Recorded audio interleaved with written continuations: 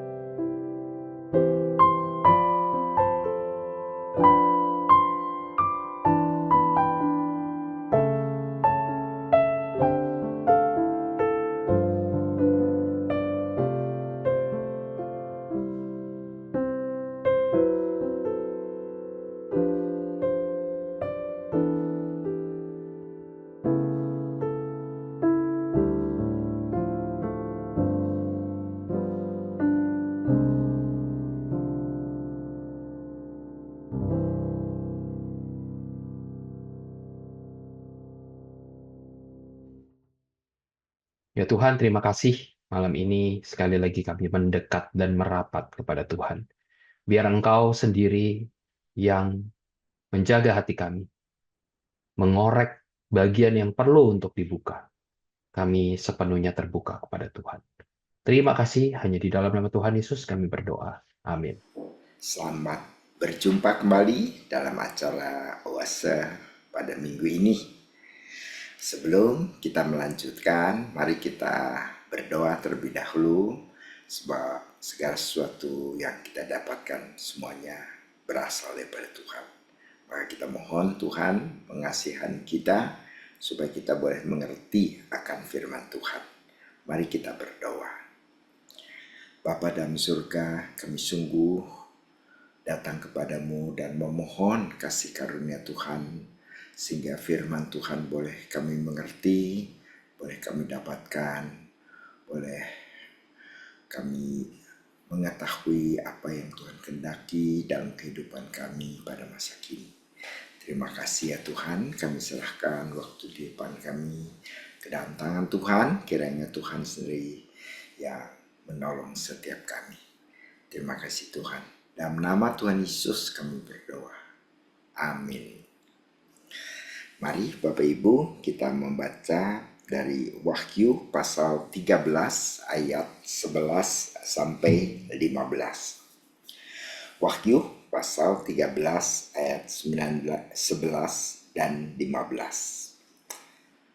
Saya akan membacakannya. Dan aku melihat seekor binatang lain keluar dari dalam bumi dan bertanduk dua sama seperti anak domba. Dan ia berbicara seperti seekor naga. Dan seluruh kuasa binatang yang pertama itu dijalankannya di depan matanya. Ia menyebabkan seluruh bumi dan semua penghuninya menyembah binatang pertama yang luka parahnya telah sembuh. Dan dia mengadakan tanda-tanda yang dahsyat, bahkan dia menurunkan api dari langit ke bumi di depan mata semua orang. Ia menyesatkan mereka yang diam di bumi dengan tanda-tanda yang telah diberikan kepadanya untuk dilakukannya di depan mata binatang itu. Dan ia menyuruh mereka yang diam di bumi supaya mereka mendirikan patung untuk menghormati binatang yang luka oleh pedang namun yang tetap itu. Dan kepadanya diberikan kuasa untuk memberikan nyawa kepada patung binatang itu, sehingga patung binatang itu berbicara juga dan bertindak sehingga semua orang yang tidak menyembah patung binatang itu dibunuh. Sampai di sini kita membaca firman Tuhan. Bapak Ibu sekalian, kalau kita membaca kitab Wahyu ini kira-kira ditulis pada tahun 100 sesudah Masehi, ya. Dan bagian ini kira-kira menggambarkan apa yang terjadi pada waktu Kaisar Domitius pada waktu itu sebagai Kaisar Roma, ya, yang diperkirakan meskipun dia berakhir sebagai Kaisar tahun 96, tapi penyembahan Kaisar itu kira-kira tahun 95 sesudah Masehi, ya. Nah, sejak tahun 95 itu penyembahan Kaisar itu menjadi sesuatu yang makin diintensifikasi di Asia Minor, ya. Makin dipaksakan, makin dijalankan penyembahan untuk Kaisar itu, ya. Dan kemudian kita melihat bahwa Kaisar itu disembah, begitu kan? Untuk supaya seluruh daerah jajahan Roma itu menyembah Kaisar itu, maka kemudian ditetapkan imam-imam di provinsi-provinsi daripada Roma yang disebut koina pada waktu itu, ya. Dan mereka inilah yang sebenarnya memaksakan penyembahan daripada Kaisar ini, ya. Jadi imperial cult ritual itu dipaksakan, ya, diselenggarakan oleh imam-imam provinsial yang diangkat untuk mewakili Kaisar untuk menjalankan penyembahan Kaisar pada waktu itu. Lalu kemudian kita juga melihat di dalam penyembahan ini, kemudian kita melihat bahwa ada economic sanctions, ya. Jadi kalau kita membaca lebih daripada itu, maka kita melihat misalnya tidak seorang pun yang dapat membeli atau menjual selain daripada mereka yang memakai tanda itu, yaitu nama binatang itu atau bilangan namanya. Jadi di dalam pemaksaan penyembahan Kaisar ini, maka kita melihat juga ada sanksi ekonomi, ya, sanksi ekonomi di mana orang hanya baru bisa dapat membeli atau menjual pada waktu itu ikut dalam kegiatan ekonomi kalau mereka ikut berpartisipasi di dalam penyembahan kaisar ini, ya. Dan pada waktu dituliskan di dalam ayat yang ke-11, ya, dan aku melihat seorang binatang lain keluar dari dalam bumi, ya, keluar dari dalam bumi dan bertanduk dua sama seperti anak domba. Jadi di sini kita melihat bahwa iblis pun sebenarnya memakai gambaran daripada Tuhan Yesus, ya. Sebelumnya kita melihat di dalam ayat sebelumnya, misalnya dalam Wahyu 5 ayat yang ke-6 misalnya, ya. Kita melihat di sana bahwa anak domba itu ditinggikan, ya. Dan ternyata iblis juga memakai gambaran daripada anak domba itu, ya. Dikatakan keluar dari dalam bumi dan bertanduk dua sama seperti anak domba. Jadi tentu anak domba ini dibuat seperti sebuah parodi, ya, sebuah teknik di mana sebenarnya iblis itu menuruti apa yang dilakukan sebenarnya oleh Tuhan Yesus sebagai anak domba. Dan mereka bikin sendiri anak domba mereka, tetapi anak domba itu mempunyai hati seperti seekor naga, ya, berbicara seperti seekor naga. Itu di situ kita melihat misalnya seperti itu, ya. Lalu kemudian kita melihat bahwa sebelumnya dikatakan bahwa dia tuh diberikan kuasa, ya, untuk untuk memberikan nyawa kepada patung binatang itu, sehingga patung binatang itu berbicara juga dan bertindak begitu rupa sehingga semua orang yang tidak menyembah patung binatang itu dibunuh. Nah, ini adalah adanya di ayat 15. Dan kemudian kita melihat bahwa ikut-ikutan pula, ya. Biasa iblis itu memang selalu meniru apa yang dikerjakan oleh Tuhan, ya, dan membuat hal yang palsu. Jadi kita melihat bahwa binatang itu seperti anak domba, tapi kemudian kita melihat bahwa dia mempunyai hati dan berbicara seperti naga, ya. Jadi tidak seperti anak domba yang kita tahu, yaitu Tuhan Yesus, ya. Dan kemudian di sini juga dibuat untuk meniru apa yang Tuhan kerjakan. Dia diberikan kuasa untuk menghidupkan, ya. Ia mengadakan tanda yang dahsyat dan semuanya itu ia menyuruh memberikan nyawa kepada patung binatang itu, sehingga patung binatang itu berbicara juga dan bertindak sedemikian rupa. Jadi di sini kita lihat mimetic evil, di mana kejahatan itu meniru anak domba, meniru apa yang dilakukan oleh Tuhan pada waktu dia memberikan nyawa kepada manusia. Itu pun ditiru oleh iblis dalam pekerjaannya, ya.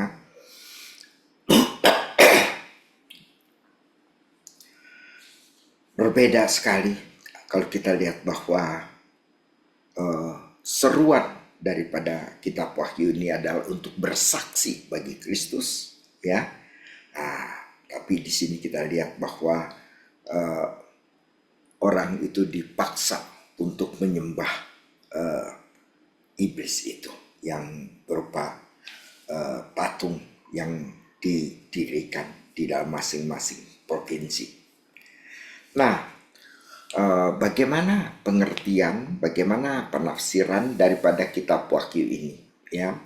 Tentu di dalam hal yang pertama pada waktu Yohanes menulis dan orang-orang bisa membaca berdasarkan kacamata kejadian pada saat itu, mereka akan melihat bahwa inilah gambaran pemaksaan daripada penyembahan kaisar di daerah-daerah jajahan Roma.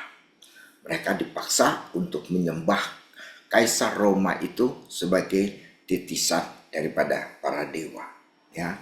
Jadi itu dipaksakan agama seperti itu di seluruh Asia kecil pada waktu itu, ya. Nah, jadi yang pertama-tama sebenarnya itu adalah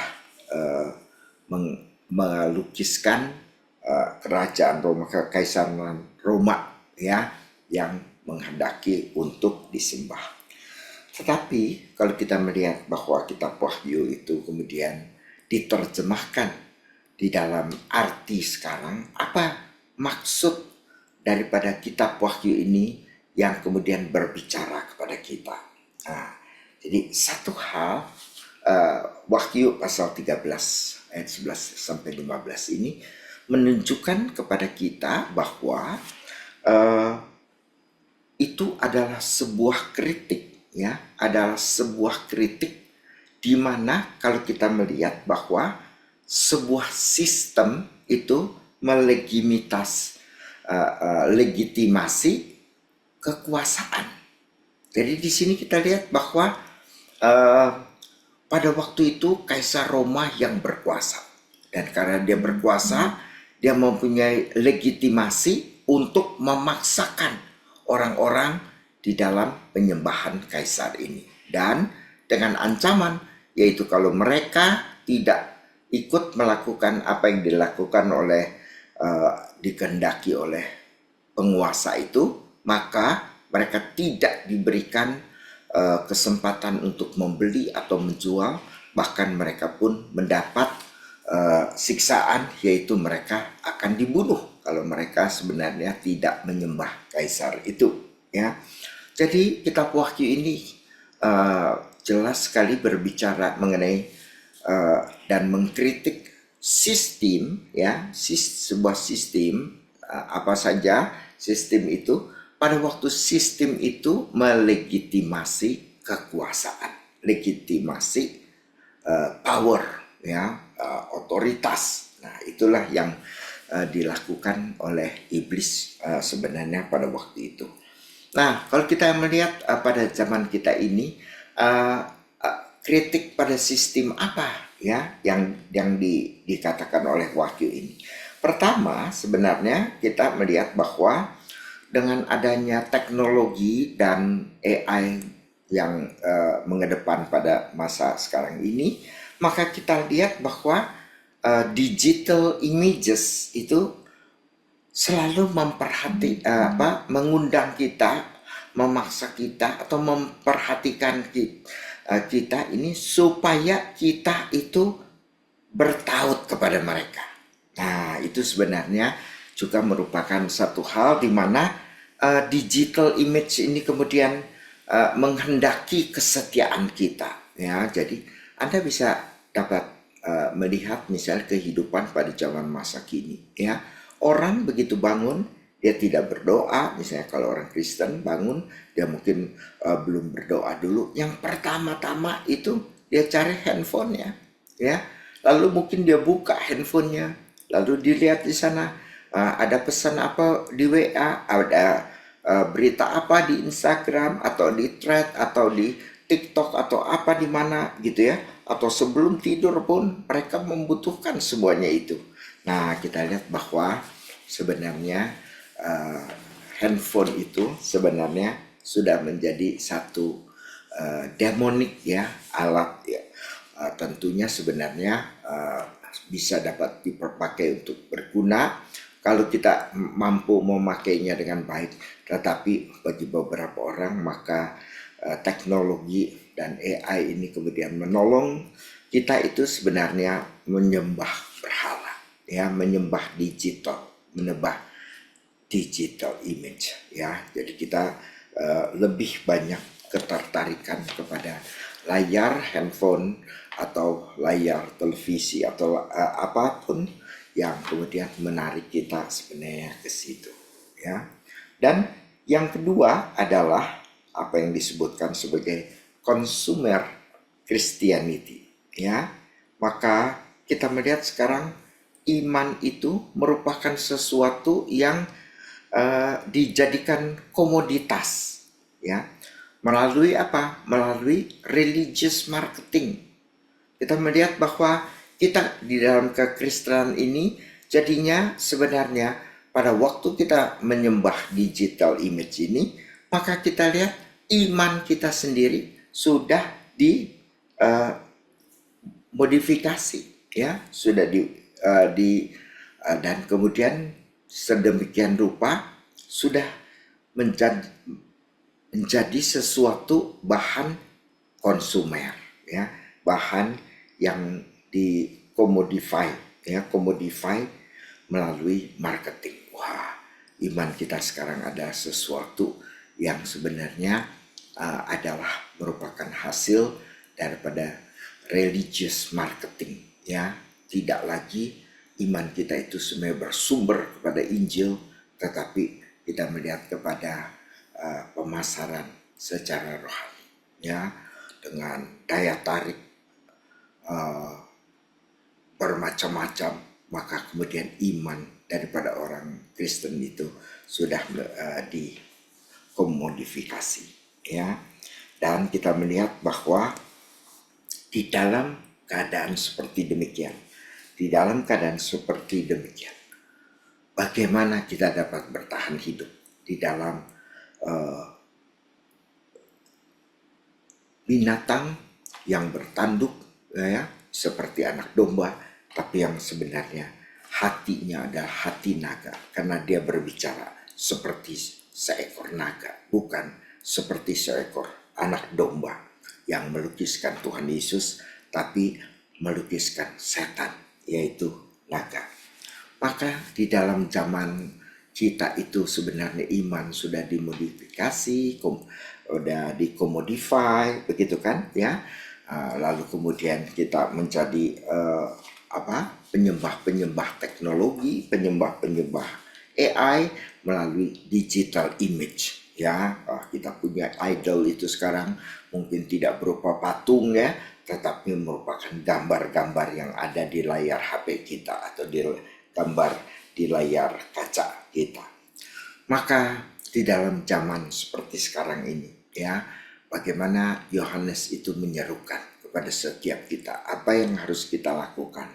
Maka di sini kita melihat bahwa kita membutuhkan apa yang disebutkan an ecclesiology of resistance. Kita membutuhkan satu eklesiologi, satu ilmu tentang gereja, ya, tapi di mana kita bisa dapat bertahan through worship as counter cultural practice. Jadi di dalam keadaan yang seperti demikian, maka penyembahan yang asli, ya, penyembahan yang seharusnya, penyembahan yang harus kita berikan kepada Tuhan, ya, kepada Tuhan, di mana kita ini sebagai umat daripada Tuhan, dengan penyembahan yang sungguh-sungguh sejati, yang sungguh-sungguh total, ya, dan itu adalah satu counter culture secara praktisnya. Secara praktiknya di dalam zaman yang seperti ini, di mana domba berhati naga, ya, di dalam domba berhati naga yang menghendaki dirinya untuk disembah, ya, mengadakan banyak tanda, mengadakan banyak mujizat, dan kita melihat melalui kitab Wahyu kini tanda dan mujizat tidak lagi menjadi sesuatu yang sebenarnya dipakai oleh Tuhan, tapi di sini kita melihat bahwa tanda dan mujizat itu justru dipakai oleh iblis untuk menarik orang kepada mereka, ya. Maka di dalam zaman ini yang paling penting bagi kita orang Kristen untuk tidak jatuh ke dalam penyembahan berhala seperti yang dilukiskan di dalam Wahyu pasal 13 ini adalah kita kemudian bisa sungguh-sungguh menyembah Allah yang benar, ya, betul-betul true worship, penyembahan yang sejati, ya, sebagai satu praktek daripada setiap kita yang hidup pada zaman ini untuk melawan apa yang dilakukan oleh iblis, sehingga kita tidak jatuh misalnya ke dalam teknologi AI dan teknologinya, ya, dan atau kita jatuh ke dalam consumer Christianity, ya, di mana iman kita sudah menjadi dicommodified, ya, sudah dicommodified di dalam religious marketing. Biarlah kita tetap setia kepada Tuhan dan kita tetap datang kepada anak domba yang sungguh-sungguh, bukan anak domba yang berhati naga. Mari kita berdoa.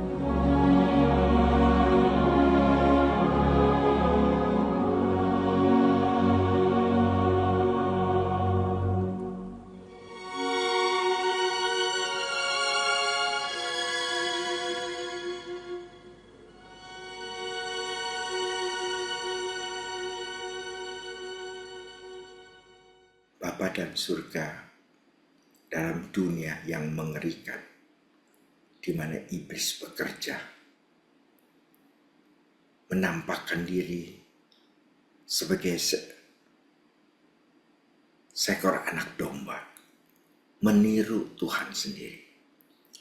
Tetapi anak domba sejati adalah anak domba yang mengasihi kami, yang memberikan diri untuk disalibkan dan mati bagi kami. Sedangkan anak domba palsu ini adalah anak domba yang berhati naga, yang berhati busuk, yang berhati jahat, dan perbuatan mereka semua adalah kebusukan dan menjauhkan kami daripada Tuhan itu sendiri. Ya Tuhan, lindungi kami daripada binatang itu yang sepertinya anak domba, tapi hatinya adalah hati naga. Pada zaman ini ada banyak orang yang kelihatannya baik, kelihatannya suci, kelihatannya saleh, kelihatannya sangat baik. Tetapi sebenarnya mereka mempunyai hati yang jahat, hati naga. Tuhan lindungi kami daripada binatang ini. Terima kasih ya Tuhan, kami serahkan. Dalam nama Tuhan kami Yesus Kristus kami berdoa. Amin. Bapak Ibu, pelayanan Oase adalah pelayanan mingguan. Silakan mengikuti Oase melalui YouTube. Bapak Ibu bisa subscribe YouTube channel SMC untuk mendapatkan reminder setiap minggu malam. Demikian pelayanan Oase pada malam ini. Mari kita mengenal Allah lebih dekat hari ini dibandingkan hari kemarin. Tuhan Yesus memberkati. The Lord bless you and keep you.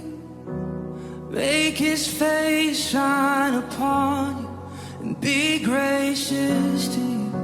The Lord turn his face toward you and give you peace.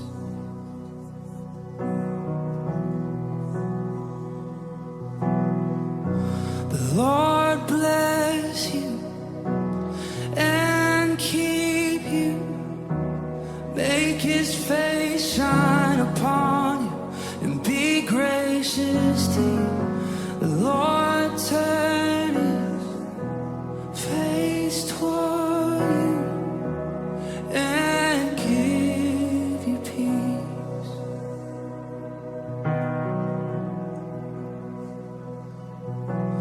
Amen.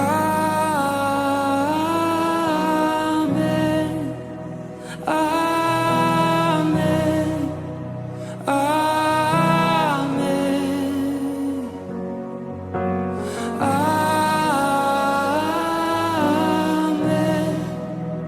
Amen. Amen. The Lord bless you and keep you. Make his face shine